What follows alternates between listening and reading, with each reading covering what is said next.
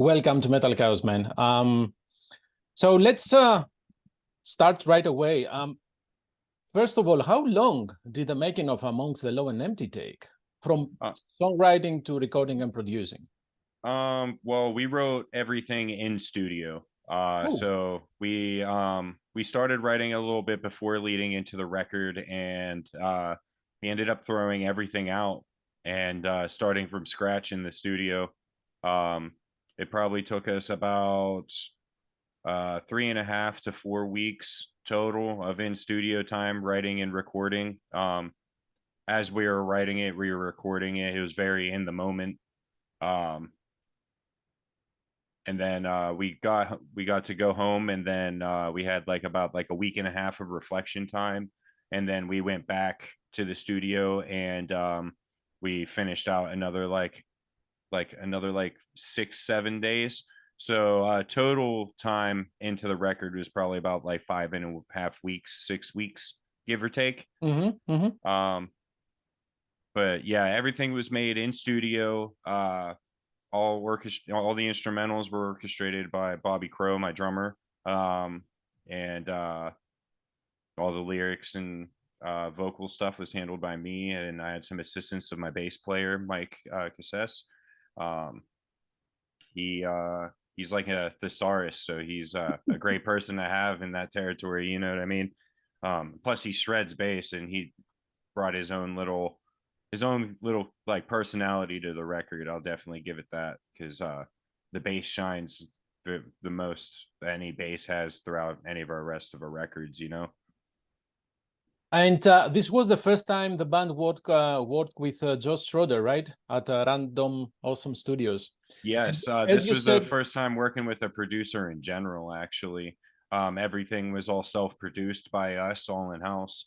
And that's whenever we decided to take the step up and kind of work with an actual producer this time around. So first of all, what was the motivation to work for the first time with the producer? The motivation was to grow. We feel like that we bring as much as we can to our music, and if everyone is familiar with our our previous works, there's a lot of shit going on, you know what I mean? And we wanted an outside ear to help us hone in on our sound, you know what I mean? And Josh definitely helped us do that. He helped us realize who our roots truly were, and really brought a new perspective that we needed, you know what I mean? And I'm very grateful for the opportunity to work with Josh, and we're definitely gonna end up working with him again. And as you said, you did you finished the album and you did the songwriting while you were in the studio. So was Josh involved in any way in the song making? Yes. Yeah. He would be sitting there listening and be like, I don't think that's it. And then give us some creative, constructive criticism. You know what I mean? Where it's not that he's telling us what to do. It's just saying, I think that doesn't flow right. Or this isn't really that ain't it. I know you could do better than that. There was a time where he told me that my chorus was a B+ chorus.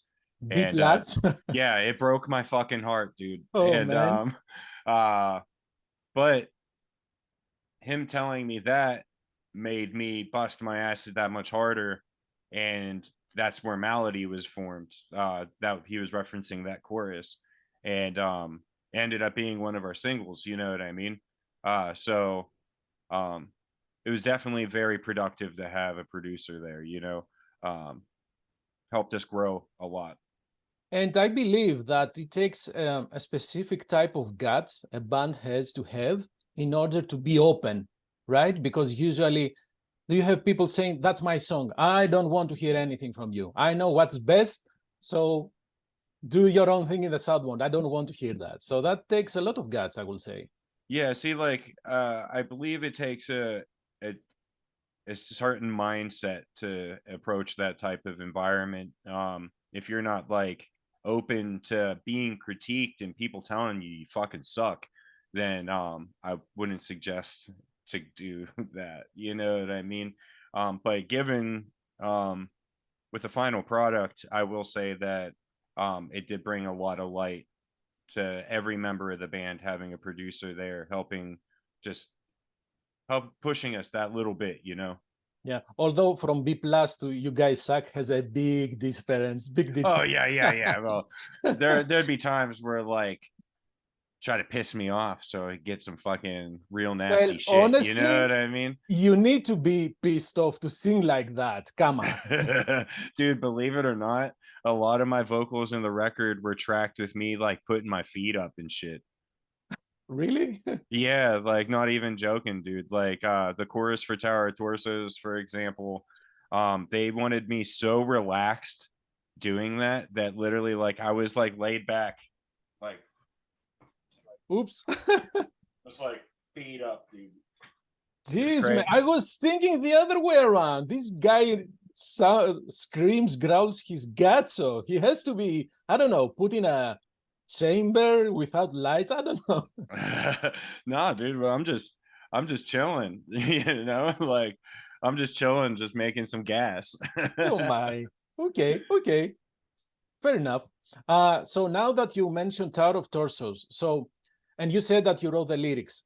I was trying Yes. to make a connection between among the lyrics and the cover artwork of the album. Yes. And then while watching the music video for Tower of Torsos, I think I saw, you know, the bodies, all the Hmm. bodies piling up and how the artwork looks. Is there any connection between those Yeah, two? there's a very solid connection. We wanted to kind of like put like little Easter eggs of every song Mhm. inside the album art. It's something that we usually do. Um, like it almost every record we do some sort of like little Easter egg trail. At least I do. And I like to have everything connect and like make sense. Tower of Torsos, like whenever that song was created, I actually had our artist change our artwork to implement the bodies in there. You know what I mean? I wanted connections between the artwork, the music video, the song. It's an album cycle. You know what I mean? I like to think of it as like a TV series. You know Mhm. what I mean? Like Yes, everything's got to make sense within that series. If it doesn't, then the season sucks and people shit on it. You know what I mean? of Um, course. so I try to think of like little things that like help to make it shine that little bit where it's just like, ooh, you know what I mean? Like you see the shit and you put the pieces together and it's like, get to actually appreciate it that much more. You know what I mean? Mhm, mhm. So initially, when I was first look at the artwork, I was thinking that this is a tissue, there is a scar there, and we see a very close. And then I noticed the bodies, and I said, "What's going on there?" So what let's say direction did you give to the artist to come up with this thing? I uh I gave them the lyrics and I told them the concept of where like what the song's about. Um the song is supposed to be a reflection of like musical works that I have done. Mhm, And the dead bodies are supposed to resemble all the songs that I made. And it's like my tower is getting larger and larger. And all I need to do is to keep killing and it meaning keep creating. You know what I mean? mhm. It's it's a nice little like like concept building thing that I've been kind of building with previous works like Crown of Nails to the song Totem to Tower of Torsos. Those three songs of the three records that I've worked with, they've all kind of run into each other, referencing each other in some type of way or bridging to the next chapter of the story. I think I failed interpreting the lyrics because, to my mind, I was thinking that someone is using people to climb the ladder, you know? Yeah, that's pretty much what it is. It's like um, I'm I'm building this piece so I can climb my way to kill God. Okay, You know yeah. what I mean? Mhm, Like mhm. it's it's kind of like a morbid kind of approach of things, but it's all right, you know? Like I'm a very big like horror fan and I like to reflect that in my lyrics. I like to pretty much just make scary stories that rhyme, you know? Yeah, of course. I mean, you cannot growl and scream like that and talk about blossoming flowers or green Hey, gardens. No, it doesn't if make you, sense. hey, you never know, man. There's some fucking pretty cool flowers out there. Oh, yeah. And I would have zero issues to have a dandelion song and scream your guts out. Oh, dude, I'm about to do it. Just remember who said it first. Okay. So you had Joshua Travis and Cameron Loss, right? Yes, sir. We had them do some additional production for the record. They really just they brought a really they brought special moments to light in the record. Just adding additional like productions, some different variations of things just being sent our way, you know. Um, that like it would be like one day we'd leave the studio and then we'd come back and we'd have an email from Josh Travis and it's just like, oh yeah, here's all this stuff. Go ahead, give it a shot, see if you like it or not. This is what I think you guys are missing in this.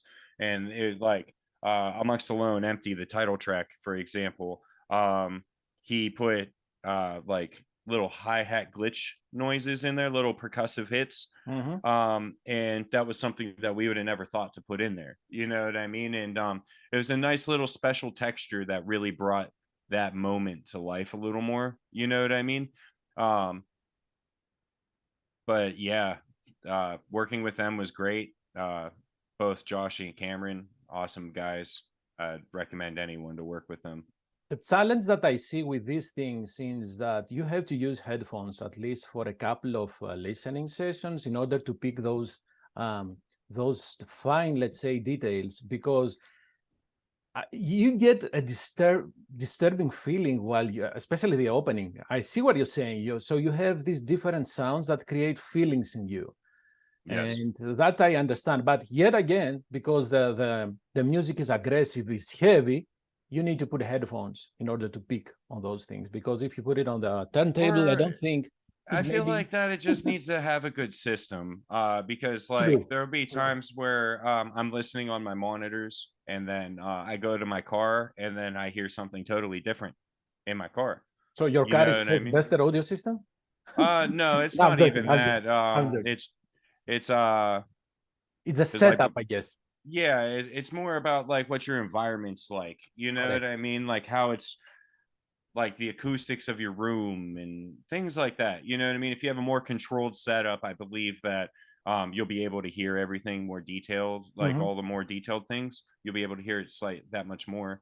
Um, but whenever I'm listening, like I did all my test mixes for my master and everything on my studio rig, and I like to believe that it's great. Oh no, But I wasn't talking about being great or not. I oh was yeah, yeah, saying yeah, that yeah. that controlled environment you explained so more efficiently than I did is just my controlled environment is a good set of headphones, Yeah, like yeah, yeah. or noise canceling for that matter, and you can actually be isolate yourself. That was what I'm talking about. I was not Yeah. judging the quality. Come on, man. Yeah, yeah, yeah, yeah. I get what you're saying. I truly wish that I could hear an Atmos mix of Amongst Alone Empty. Just had that surround sound, like submersive world. I That's like something that I'm really trying to accomplish. It's just something that's not really like brought into the death metal world yet. So it's something I'm trying to implement to this record, but it's just challenging. Well, the question in that, I imagine, no, not I imagine. My question will be how you can take this sound and put it on in concert, because then you will have to have, I don't know, the best audio system, the I mean, best amps to we do that. usually bring out like a sound engineer, and we usually bring in like our own like technology whenever we come in to play.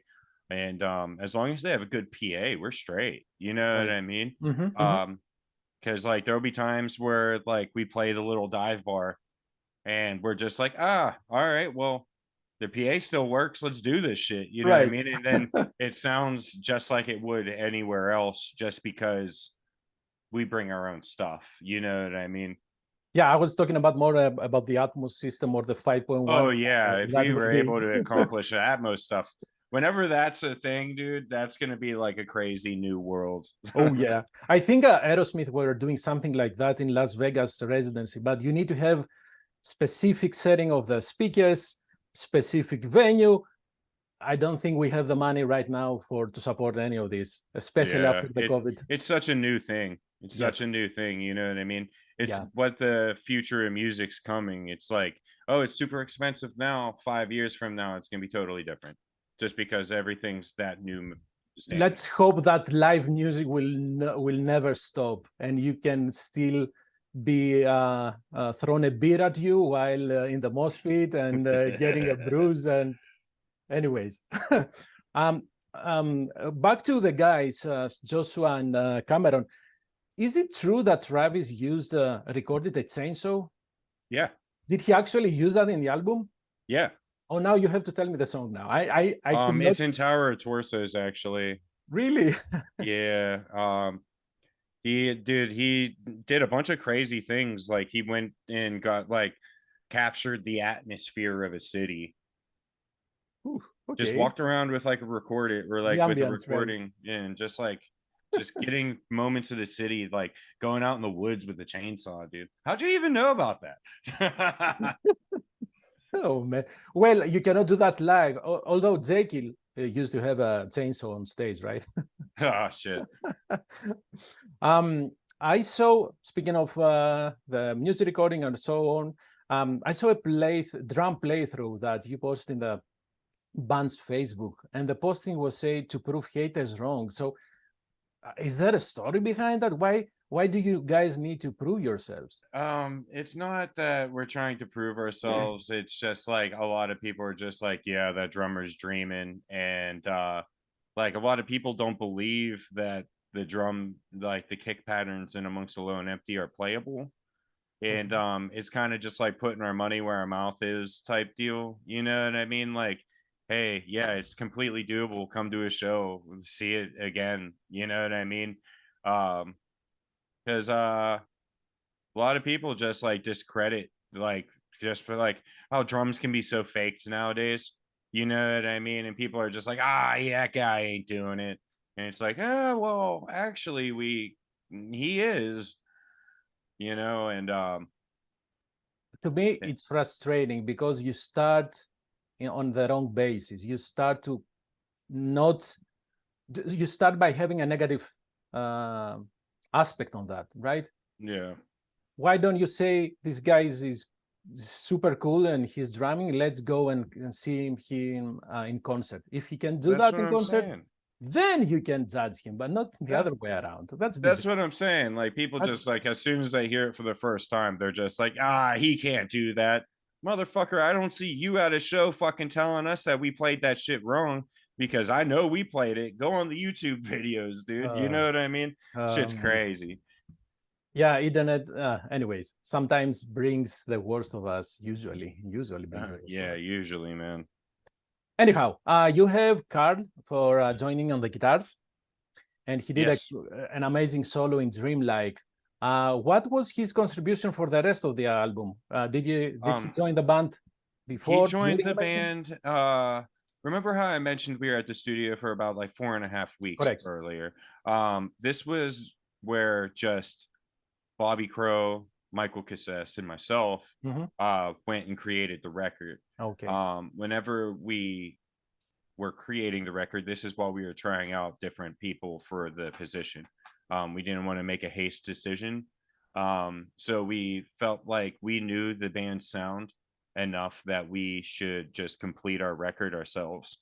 Whenever we made the decision to get Carl, we were returning back to the studio, and that's whenever we were like, okay, well, let's give him some room to do some stuff. You know what I mean? The record's done already. So how can we let him get some limelight? And we've done some tours together in the past whenever he was in another band. Yeah, so I knew he had good vocals and stuff. So I had him do some backing vocals on the record. And but like guitar work wise, really the only solos, he only had contributed some solos And it was for Dream Killer and the one song that did not make it to the record. Oh man, did I say Dreamlike instead of Dream Killer? Gee, No, jeez, man, I'm sorry for that. I'm sorry. it's okay. No, it's not. But anyways, speaking of speaking of additional vocals, you had Matt from Trivium. Yeah, So that how was did crazy. this happen? He actually hit us up. He was like, I heard you guys are in the studio. And we were like, yeah, what's up? And he's just like, you guys want to feature or anything, let me know. Oof. I'm just like, that's a fucking no-brainer to me, baby. Let's go. You know what I mean? So did you ask him what you were looking for, or just do your thing, whatever you want? And I literally he told me he wanted me to do the song as I would if he weren't there. okay. And so I did the whole track and then sent it to him, and I was like, this is what I'm kind of vibing. And told him about like what the song's about and everything. He thought it was really neat. And that's whenever like I was like, I'm thinking like you'd be around in this spot here. And then me and you would like rip the chorus together. And he was like, easy. Literally sent it to me 15 minutes later. He was just like, all done. No, Just like, you awesome. fucking psychopath. Thank you. Okay, so you have in 9 days, I think, the tour starts, and you have your July 28th Yes, show, sir. and it's in your hometown. It's on the day the album drops. Any special plans for that day, for that show? I have a tradition, even though I don't drink anymore. Um, I pop a bottle of champagne every time a record is released at 9 p.m. On release day. It is a very specific thing because most of the time I am playing a headline show somewhere on my album release, you know. So it's something that it's kind of like a pre-show ritual, album release ritual. I just pop a bottle of champagne and I dump it on the ground. It's very empowering for me for some reason. I don't know why. But that's one moment that I have. The rest of it's I'm ready to just shred and have an awesome time with all my friends that are joining up to be there for the release of that record and everything. Um, Literally, I grew up with surrounded by these people to where I've worked with them in previous endeavors and stuff like that, you know. I'm just looking forward to everybody just getting together. We don't get to do hometown shows that often, so stoked. It's definitely appropriate to start the touring cycle for this album at your hometown. So That's what I'm saying. It yes, feels like a absolutely. special day. The only thing that sucks is Pantera's playing the same day.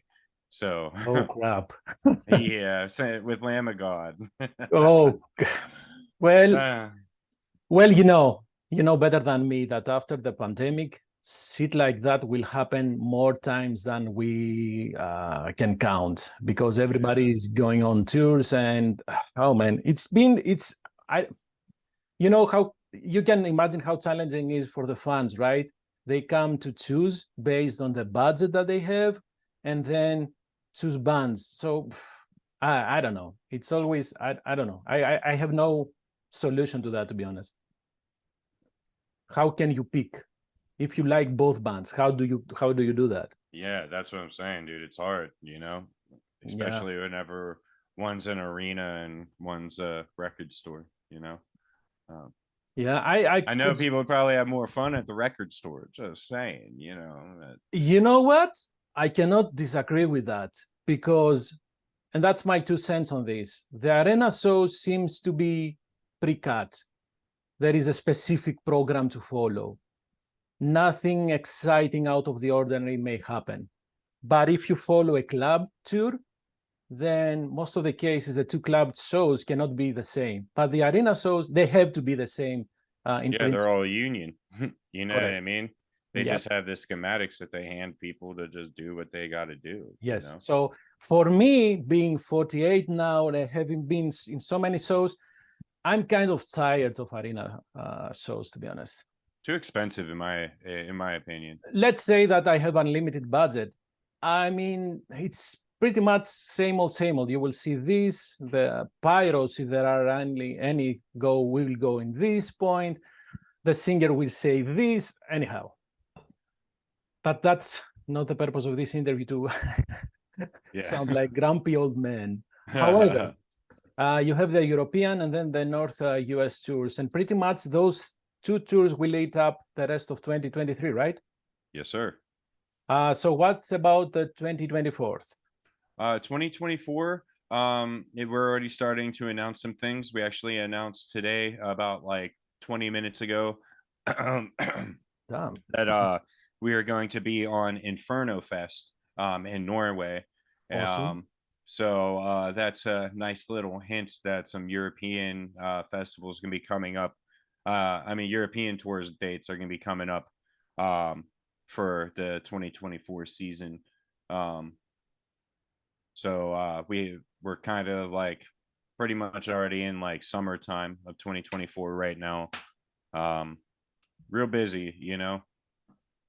I guess busy, not I guess, like I said, based on the 2 years that we have to go through without tours, being busy is the best status to be, right? State to be. Right.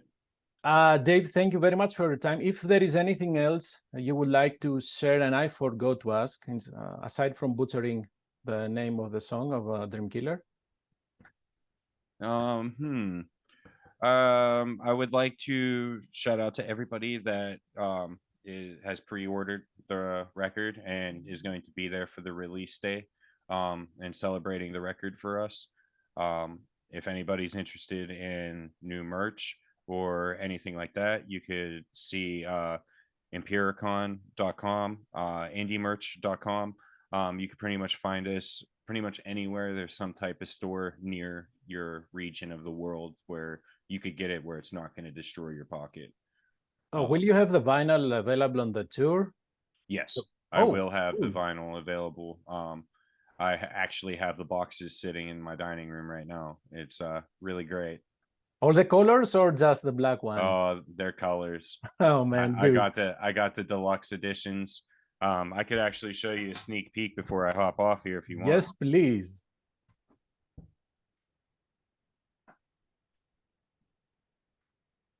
Ooh, that's oh man, that's really neat. Is this for sale? These are for sale. These are the band they're the band variants.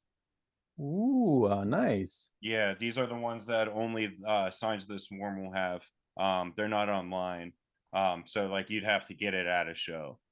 Oh, cool. Then that's the best information you gave me right now. Awesome. Hey, appreciate your time. Have safe travels and stay safe and have great shows. Thanks, dude. If you ever come out to a show, email us. I'll guest list you. Absolutely. Thank you very much. Hey, be easy, brother. You do. Bye-bye. Bye.